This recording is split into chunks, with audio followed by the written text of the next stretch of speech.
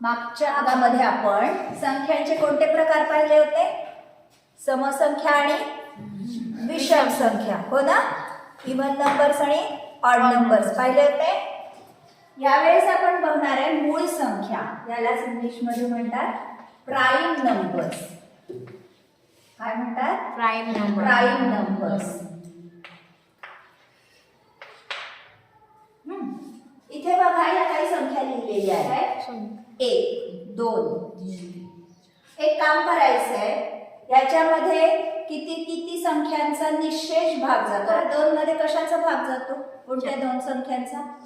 2 मध्ये 1 चा जातो. 2 चे जर आपण समान 2 भाग केले तर 1 1 येतात.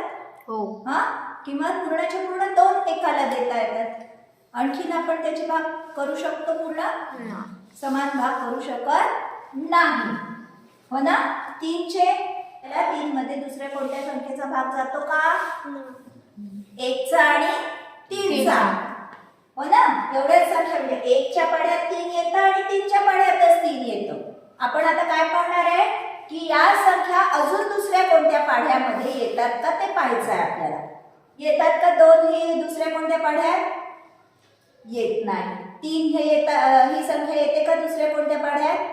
फक्त 3 च्याच पाढ्यात येते, बरोबर आहे? 4 ही संख्या 2 च्या आणि 2 च्या आणि 4 च्या, बरोबर. 5 ही संख्या येते दुसऱ्या कोणत्या पाढ्यात? 1 येते का? त्याला आपण थांबवून देऊ थोडस. 5 ही दुसऱ्या कुठल्याही पाढ्यात येत नाही, म्हणजे त्याचे कोणतेच विभाजक 1 आणि 5 हे 2 विभाजक सोडले तर दुसरे कोणतेही विभाजक नाही. 6 2 मध्ये अधिक 2 च्या 3 च्या आणि 6 च्या, बरोबर. 7 नाही, कुठल्याच पाढ्यात येत नाही. 8 2 4 आणि 8 च्या पाढ्यामध्ये 8 ही संख्या येते. 9 1 आणि 3 च्या सुद्धा पाढ्यात येते, म्हणजे ह्याला सुद्धा अजून विभाजक आहे. ह्याचे विभाजक किती? 2 चे बघू आपण इथे. 2 चे विभाजक 1 आणि 2. 3 चे विभाजक 1 आणि 3. 4 चे विभाजक 2 4. 1 तर घ्यावाच लागेल. 1 2 आणि 4. 5 चे विभाजक 1 आणि 5. 6 चे विभाजक 2 1 2 3 6. 1 आणि ती स्वतः संख्या तर प्रत्येक संख्येचे विभाजक असतेच, फक्त 1 सोडली तर. 7 चे विभाजक 1 आणि 7. 8 चे विभाजक 1 2 4 8. 9 चे विभाजक 1 3 9. 10 चे विभाजक 1 2 5 आणि 10. अजूनही आपण पुढे घेतलं, अजून आणखीन काही संख्या पाहिल्या. 11 चे विभाजक 1 आणि 11. 12 चे विभाजक 1 2. म्हणजेच काय पाहायचंय? विभाजक पाहिजे म्हणजे 12 ही संख्या कोणत्या कोणत्या पाढ्यात येते ते पाहायचंय आपल्याला. ठीक आहे. 1 च्या पाढ्यात येते, 2 च्या पाढ्यात येते, 3 च्या पाढ्यात येते, 4 च्या पाढ्यात येते, 6 च्या पाढ्यात येते आणि 12 च्या पाढ्यात येते, बरोबर. असे जर आपण पुढे पुढे पाहत गेलो तर कोणत्या संख्या दुसऱ्या कुठल्याही पाढ्यात येत नाही. ज्या संख्या दुसऱ्या कुठल्याच पाढ्यात येत नाही, फक्त 1 आणि ती स्वतः संख्या म्हणजे 13 चा सुद्धा 1 आणि 13, फक्त या 13 च्याच पाढ्यात तुम्हाला 13 दिसतील, हो ना? बाकी कोणत्याच पाढ्यात तुम्हाला 13 दिसत नाही. ज्या संख्या दुसऱ्या कोणत्याच पाढ्यात दिसत नाही, एवढं लक्षात ठेवायचं आपण. ज्या संख्या दुसऱ्या कुठल्याच पाढ्यात दिसत नाही त्या स्वतः पाढ्याशिवाय त्या सगळ्या संख्यांना कोणत्या संख्या म्हणतात? मूळ संख्या. मूळ संख्या किंवा प्राईम नंबर्स. काय लिहू याची आपण व्याख्या? मूळ संख्या म्हणजे काय? ज्या संख्येचे, हे आलं लक्षात आता? हो. बघा इथे, ही आहे मूळ संख्या. हो. फक्त 1 आणि 2 आहे. 3 आहे मूळ संख्या. ही आहे का? नाही. ही आहे. ही नाही आहे. आहे नाही नाही नाही. काय लक्षात ठेवाल तुम्ही? ज्या संख्यांचे एक आणि ती स्वतः संख्या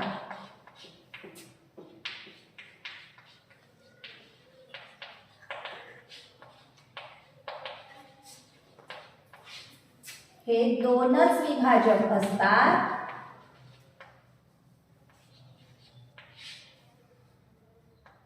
दोनच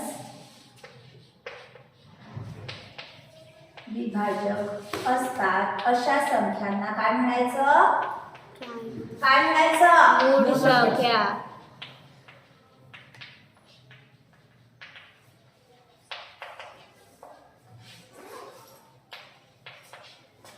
मूळ संख्या असे म्हणतात.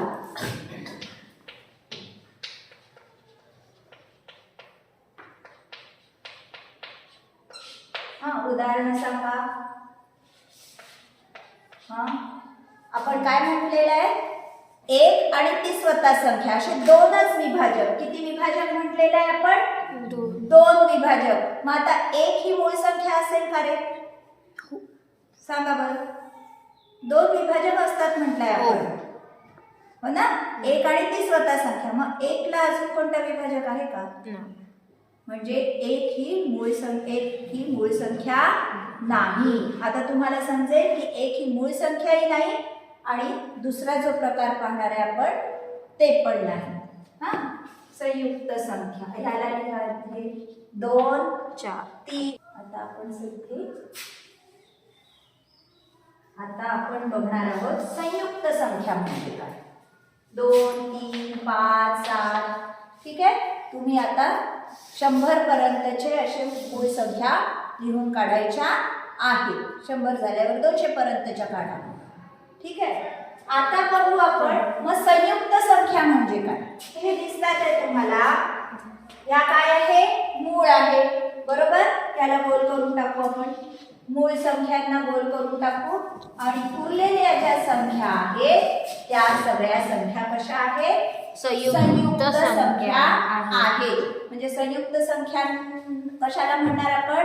ज्याचे 2 पेक्षा जास्ती विभाजक पडतात.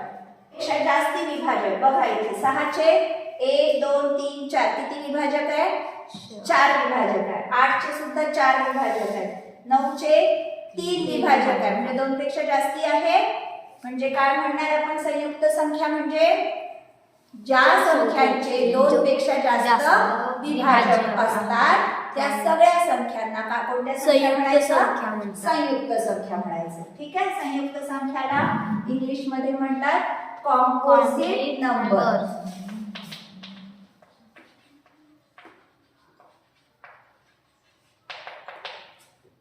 आलं का लक्षात? आता आपण संयुक्त संख्येची व्याख्या कशी करणार? एक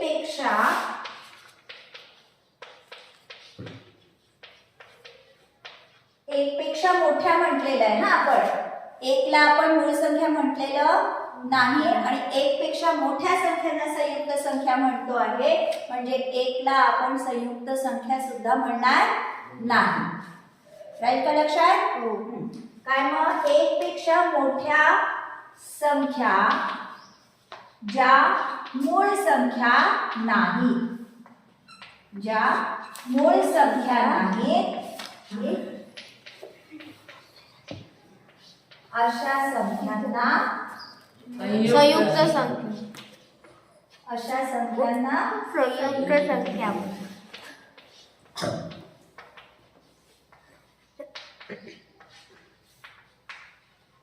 संयुक्त संख्यालाच काय म्हणतात?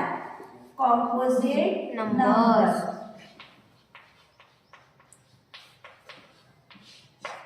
किंवा दुसरी व्याख्या अशी करू शकतो आपण, ज्या संख्यांचे 2 पेक्षा जास्त विभाजक. 2 पेक्षा जास्त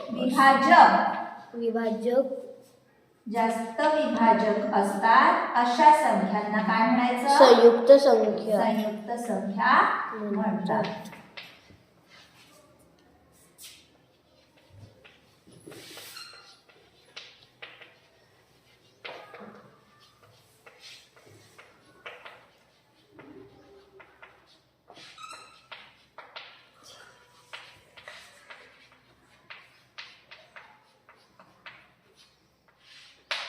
ठीक आहे, पाहिलं होतं आपण. आता मला सांगा 11 आणि 12 मध्ये कोणती मूळ संख्या आहे आणि कोणती संयुक्त संख्या आहे? मूळ 11 ही मूळ संख्या, कारण त्याला फक्त दोनच विभाजक आहेत, एक आणि ती स्वतः संख्या. 12 मूळ संख्या आहे का कोणती संख्या आहे? संयुक्त संख्या. संयुक्त संख्या, कारण त्याला 2 पेक्षा जास्त विभाजक आहे. आणखी मोठ्या संख्या काढू शकता तुम्ही. 13, 1 आणि 13 काय आहे ही? मूळ संख्या. 14 1 2 3 नाही काय? 7 आणि 14. ठीक आहे, आता एक गोष्ट लक्षात ठेवा तुम्ही, 2च्या पुढचे ज्याही समसंख्या आहेत, 2च्या पुढे ज्याही समसंख्या आहे त्या सगळ्या संख्या कशा संख्या असतात? संयुक्त संख्या. कारण तुम्हाला माहिती आहे की समसंख्येमध्ये 2चा निशेष भाग जातोच. जातोच. हा, आणि हे लक्षात ठेवायचं, 2 ही एक संख्या आहे जी मूळ संख्या आहे. बाकी सगळ्या मूळ संख्या या कशा असतात? विषम असतात. ठीक आहे, ही समसंयुक्त संख्या सोडून सम मूळ संख्या सोडली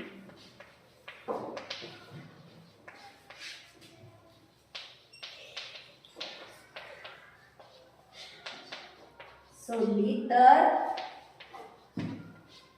सर्व समसंख्या संयुक्त संख्या असतात. ठीक आहे, आणि दुसरं वाक्य काय तयार होईल? 2 सोडून बाकी सगळ्या मूळ संख्या कशा असतात? विषम. बरोबर. हा, 2 ही मूळ संख्या सोडली, 2 ही मूळ संख्या सोडली तर 2 ही मूळ संख्या सोडली किंवा सोडून बाकी सर्व मूळ संख्या कशा संख्या असतात? विषम संख्या असतात. मूळ संख्या विषम असतात. हा, तुम्ही काढून पहा, पूर्ण 100-200 पर्यंतच्या मूळ संख्या तुम्ही काढा आणि कुठेतरी तुम्हाला समसंख्याचं मूळ संख्या आहे का आढळतं का पहा, किंवा ज्याही मूळ संख्या निघाल्या त्या विषम संख्या आहेत की नाही तुम्ही पाहायचं. ठीक आहे, एवढं राहील लक्षात. काय कारण सांगा?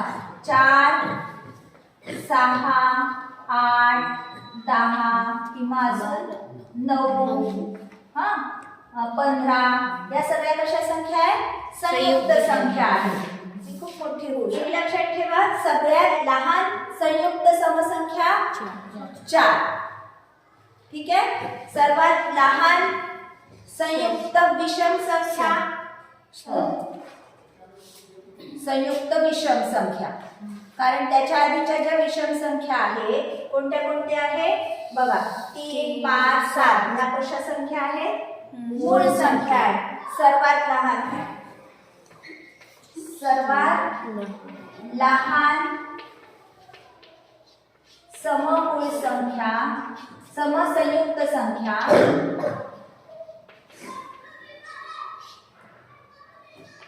समसंयुक्त संख्या हा कोणती आहे? 4. सर्वात लहान विषम संयुक्त संख्या सांगा? 9. सर्वात लहान विषम संयुक्त संख्या मूळ 9 आहे. 9 आहे.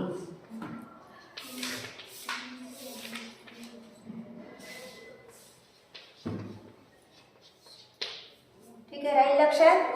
सर्वात लहान 2 ही एकच संख्या समसंख्या आहे की जी मूळ संख्या आहे. बाकी सगळ्या समसंख्या कशा संख्या आहेत? संयुक्त संख्या आहे. आता तुम्ही सांगा, सगळ्यात लहान मूळ संख्या कोणती? 2. सगळ्यात लहान विषम मूळ संख्या कोणती? 3. ठीक आहे, राहील लक्षात. लिहायचं वाक्य.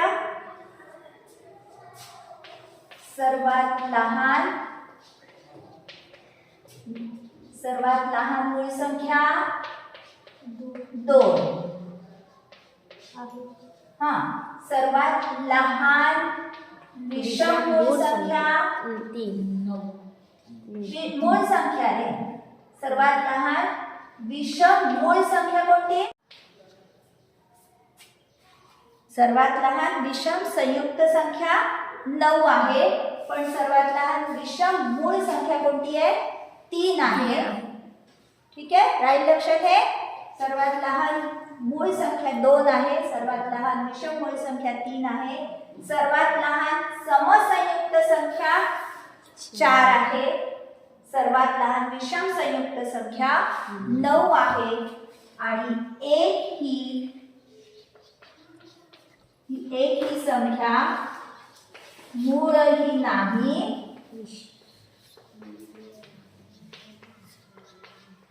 आणि संयुक्तही नाही. ही गोष्ट चांगली लक्षात ठेवायची. त्याच्यावर प्रश्न येऊ शकतात. संयुक्तही नाही. ठीक आहे, किंवा असाही प्रश्न येऊ शकतो की अशी कोणती समसंख्या आहे जी मूळ आहे? कोणती?